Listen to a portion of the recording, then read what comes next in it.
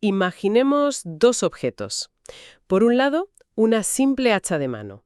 Una piedra afilada, quizá de vidrio volcánico, La herramienta más exitosa de la historia. Casi nada. usada durante millones de años. Y por otro, un ordenador, capaz de hacer miles de millones de cálculos por segundo. Uf. La pregunta es, ¿cómo se recorre ese camino? O sea, ¿cuál es el hilo que conecta esos dos mundos? Pues ese es justo el viaje que nos proponen las fuentes de hoy, que se basan en las ideas del físico Fernando Alba Andrade. Y lo que es fascinante de su enfoque es que presenta la tecnología no como, no sé, como fogonazos de genialidad aislados. Claro, no como inventos que surgen de la nada. Exacto. Sino como un proceso acumulativo, una larguísima conversación a través de los siglos.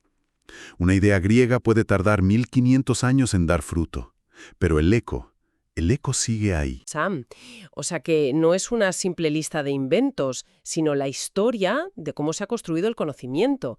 Un conocimiento que a veces se ha perdido, otras veces lo han custodiado unos pocos. Hasta que al final transforma civilizaciones enteras. Pues esa es nuestra misión hoy, desgranar esa historia, encontrar los puntos de inflexión. Así que, si te parece, empecemos por el principio de todo, por las primeras chispas de ingenio. Me parece perfecto. Las primeras herramientas, como esas hachas, respondían a una necesidad muy básica: subsistencia, defensa, Sobrevivir. pura supervivencia. Pero el primer gran salto conceptual, el de verdad, es el dominio del fuego. Claro. Los hallazgos lo sitúan en manos del hombre de Neandertal hace entre 150.000 y 30.000 años. Y el fuego, bueno, el fuego lo cambió todo. No era solo calor y luz. Permitía cazar de otra manera. De una manera radicalmente distinta, animales enormes como el mamut. Cambió las reglas del juego por completo. Y aquí es donde la historia se pone interesante, porque una se pregunta, ¿cómo podemos estar tan seguras de esas fechas? Datar un trozo de carbón de una hoguera de hace milenios con esa precisión suena magia. Suena magia, sí. Pero el método es igual de asombroso. Es la datación por carbono 14. El reloj cósmico. Eso es. Funciona como un reloj cósmico. La explicación además es sorprendentemente elegante. A ver, en la alta atmósfera, los rayos cósmicos bombardean átomos de nitrógeno. Vale. Y los convierten en un isótopo radioactivo, el carbono 14. Y este 14 se mezcla con el resto del carbono en el aire. Y de ahí, claro, pasa a toda la cadena trófica. Las plantas lo absorben con la fotosíntesis, los animales se comen las plantas. Y así sucesivamente. Con lo cual, todos los seres vivos tenemos una pequeña, pero medible, proporción de este carbono radioactivo. El momento clave es la muerte. Cuando un organismo muere, deja de incorporar nuevo carbono 14. ¿Para el reloj? Bueno, más bien lo pone en marcha. Porque el que ya tiene acumulado empieza a desintegrarse, a decaer, a un ritmo que es constante y perfectamente conocido. O sea que cada resto orgánico lleva un cronómetro natural. Y nuestra tecnología simplemente nos permite leer la hora que marca. Exacto. Es fascinante. Y ese reloj nos dice que la siguiente gran revolución tuvo lugar hace unos 10.000 años, en el llamado creciente fértil. Exacto. En la zona que hoy sería Irán, Irak, Egipto. Con el fin de la última glaciación, la humanidad aprende a domesticar las plantas y los animales. Y esto, la agricultura, es una reacción en cadena. Claro, te obliga a quedarte quieta, a asentarte. Te ancla al terreno, ya no eres nómada. Y de repente surjan problemas que un cazador-recolector nunca tuvo. Por supuesto, si tienes una cosecha, necesitas un lugar donde guardarla, para que no se pudra o se la coman los bichos. Y si tienes un poblado, necesitas reglas. Y ahí nacen dos tecnologías que definen lo que llamamos civilización. Por un lado, la cerámica. La necesidad de almacenar grano, líquidos, impulsa el salto de usar simple barro secado al sol, que es muy frágil. A cocerlo en hornos. Eso es. El barro cocido es resistente, es impermeable. Es una tecnología transformadora. Y por otro lado, La escritura. la escritura. En Egipto los jeroglíficos, en Mesopotamia el cuneiforme sobre tablillas de arcilla. Es una herramienta para registrarlo todo. Cosechas, leyes, historias. La escritura es la primera memoria externa de la humanidad. El conocimiento ya no depende de la frágil memoria de una persona. Se puede almacenar, copiar y transmitir a través del tiempo y del espacio. Y junto a ella llega otra revolución, el control de los metales. A mí lo que más me impresiona de los egipcios son las pinturas que nos dejaron. Son como un manual de instrucciones de hace 5.000 años. Son increíbles, sí. Te muestran desde cómo funcionaba un torno, hasta los detalles de la metalurgia. Totalmente. Se ve a los operarios usando fuelles que accionan con los pies para avivar las llamas, para llegar a temperaturas altísimas, y luego moviendo los crisoles con el metal fundido. Es una coreografía muy precisa. Y muy peligrosa. Los primeros metales que usaron, como el cobre o el oro, son los que se encuentran en estado puro, y aprendieron a manipular sus propiedades de una forma muy inteligente. Es esa especie de baile entre la fuerza y el fuego, ¿no? El martillo endurece el metal para crear un filo, pero lo vuelve quebradizo. Y el calor lo resetea, lo ablanda, para poder seguir dándole forma. Ese control es la clave. Ese control es la esencia de la metalurgia. Y fíjate, esa tecnología viajó. Tenemos ejemplos de trabajo en oro en Perú de hace 2800 años. Increíble. Y más tarde, por toda la región andina y hasta Mesoamérica, se perfeccionó la técnica de la cera perdida. Que es un proceso de una sofisticación. Asombrosa. Esculpir una figura en cera, recubrirla de arcilla, derretir la cera para crear un molde hueco y verter el metal fundido. El nivel de detalle que alcanzaron, por ejemplo, los zapotecas en México es increíble. Hasta ahora, toda la tecnología que hemos visto responde a una pregunta muy directa. ¿Cómo sobrevivo mejor? ¿Cómo cazar? ¿Cómo almacenar? ¿Cómo construir? Herramientas más eficaces. Exacto. Pero de repente en Grecia surge una pregunta radicalmente distinta. ¿Por qué el mundo es como es? Y esa simple curiosidad lo cambia todo. Es un cambio de mentalidad absoluto. Figuras como Pitágoras o Filolao, ya en el siglo V a.C., observan el cielo y concluyen que la Tierra tiene que ser esférica y que no es el centro de todo. Se dan cuenta de que los planetas, los vagabundos, siguen caminos distintos a las estrellas fijas. No solo describen lo que ven, intentan encontrar un modelo, una razón. Y en esa misma época, Demócrito propone una de las ideas más potentes de la historia, la teoría atómica. La materia, dice, está hecha de partículas indivisibles, eternas, los átomos, moviéndose en el vacío. Una intuición puramente filosófica, sí, que tardaría más de 2 milenios en poderse demostrar. Pero, tras la caída del mundo clásico, ese impulso de curiosidad científica se frena.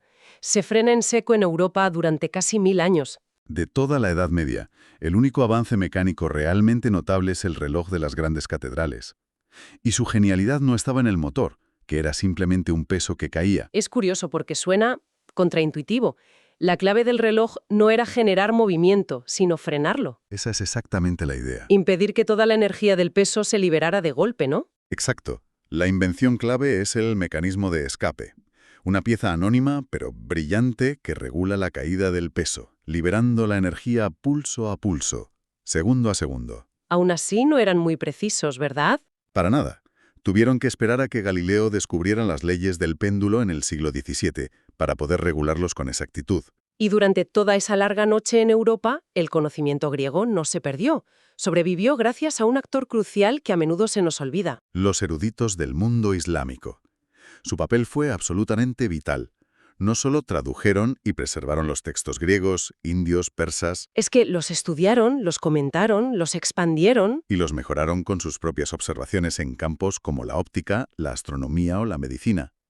Y es a través de las traducciones de sus textos al latín, sobre todo en el siglo XII, en lugares como Toledo, Que todo ese saber vuelve a encender la llama en Europa.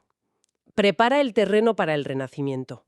justo. El Renacimiento es una explosión cultural, pero la ciencia todavía camina con pies de plomo, chocando a menudo con el dogma. Sí, es una época complicada para la ciencia. Sin embargo, es cuando las cosas empiezan a organizarse. La mecánica se formaliza como ciencia a finales del XVI, la óptica, la gravitación, en el XVII, pero para mí el cambio más radical no es un invento, es una idea. Y aquí sucede algo que lo cambia todo. La ciencia deja de ser un secreto. Antes, un alquimista, un inventón, guardaba sus descubrimientos bajo llave. Era su tesoro, su poder. Exacto. Con la fundación de las grandes academias, como la Royal Society de Londres en 1662 o la Académie des Sciences de París en 1666, nace la idea del conocimiento como un bien público. Y verificable. Se crea la base del método científico moderno. La idea de que tienes que publicar tus resultados para que otros puedan replicarlos, criticarlos o construir sobre ellos. La ciencia se convierte en un proyecto colectivo, global, y por eso se acelera de una forma exponencial. Es la idea de construir sobre hombros de gigantes. Ahí está. Copérnico recupera la idea heliocéntrica, Galileo apunta un telescopio al cielo y desmonta las esferas perfectas. Newton formula las leyes del movimiento. Pero incluso Newton tenía sus límites. Resolvió el problema de dos cuerpos, como el Sol y la Tierra. Sí, pero al añadir un tercero, como la Luna, el sistema se vuelve un caos matemático. El famoso problema de los tres cuerpos. Un problema tan endemoniadamente complejo que todavía hoy da dolores de cabeza. Y aquí es donde aparece una figura como Lagrange en el siglo XVIII. Él no inventa un nuevo telescopio, inventa una nueva forma de pensar las matemáticas, Crea el cálculo de variaciones. que es como un atajo universal para encontrar siempre el camino óptimo en cualquier sistema. Imagina que quieres encontrar la ruta más rápida para una bola en una montaña rusa. En lugar de calcular cada punto, el método de Lagrange te da el principio general que define esa ruta. Una receta mágica. Una receta mágica que aplicó a la órbita de los planetas, logrando resolver problemas que a Newton, se le habían atragantado. Y entonces llegamos al siglo XIX. Una época que en el guión original casi nos saltábamos y que es absolutamente fundamental. Aquí la tecnología deja de ser algo de artesanos o científicos y transforma la vida de todo el mundo. Totalmente. El siglo XIX es el siglo del vapor y la electricidad. La máquina de vapor no es solo un motor para trenes o fábricas, es un cambio de concepto. Por primera vez, la humanidad tiene acceso a una fuente de energía que no depende del músculo. Ni del viento ni del agua.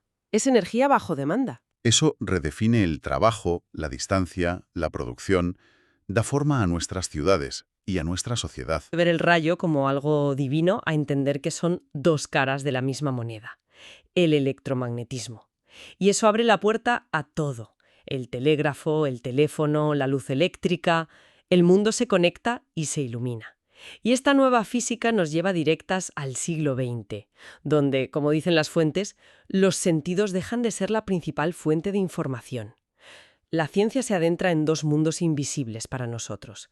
Lo infinitamente pequeño, el microcosmos, y lo infinitamente grande, el macrocosmos. Y la herramienta para explorar esos mundos es la electrónica. Su desarrollo lleva a los ordenadores, y aquí se crea un ciclo de retroalimentación increíble. Sí, los ordenadores permiten hacer cálculos y simulaciones que eran impensables, Lo que acelera los descubrimientos científicos. que a su vez demandan ordenadores más potentes. Es un bucle. Y es ahí, en el mundo de lo infinitamente pequeño, explorado con esos gigantescos aceleradores de partículas. Como el que el propio Fernando Alba Nadrade ayudó a construir en México. Donde la historia cierra el círculo de una manera casi poética. Volvemos a Demócrito. Volvemos a Demócrito. Su intuición. Esa idea puramente filosófica de hace más de 2000 años. La idea de que la materia está compuesta de átomos fundamentales es finalmente confirmada, explorada y detallada por la física moderna. Aunque hoy sabemos que los átomos sí son divisibles y que el mundo subatómico es mucho más extraño de lo que él imaginó. Claro, muchísimo más extraño. Pero su concepto fundamental, la idea de unos ladrillos básicos para construir la realidad, era correcta. ¡Qué viaje tan increíble! Hemos pasado de una piedra afilada por pura necesidad de supervivencia a desvelar las partículas que componen el universo. Y en el camino, la agricultura anclándonos a la tierra, la escritura dándonos memoria colectiva, La curiosidad de los griegos enseñándonos a preguntar por qué. la ciencia dejando de ser un secreto para ser un proyecto común, y la tecnología permitiéndonos ver mucho más allá de nuestros sentidos. Lo que este recorrido demuestra es que cada avance, desde aprender a cocer el barro hasta idear el mecanismo de un reloj, es un eslabón de una cadena larguísima, y el motor siempre ha sido una mezcla de dos fuerzas, la necesidad más inmediata y la más pura curiosidad. El autor de las fuentes, Fernando Alba Andrade, termina sugiriendo que este conocimiento profundo de las partículas podría ofrecernos futuras formas de energía como una alternativa para la humanidad. Y la reflexión que me queda en el aire es esta. El viaje desde el primer fuego controlado hasta la energía nuclear ha sido extraordinario. Si la próxima gran revolución energética se basa en un conocimiento aún más profundo de la materia, ¿estamos realmente preparadas para las responsabilidades que conllevará manejar esa nueva forma de fuego?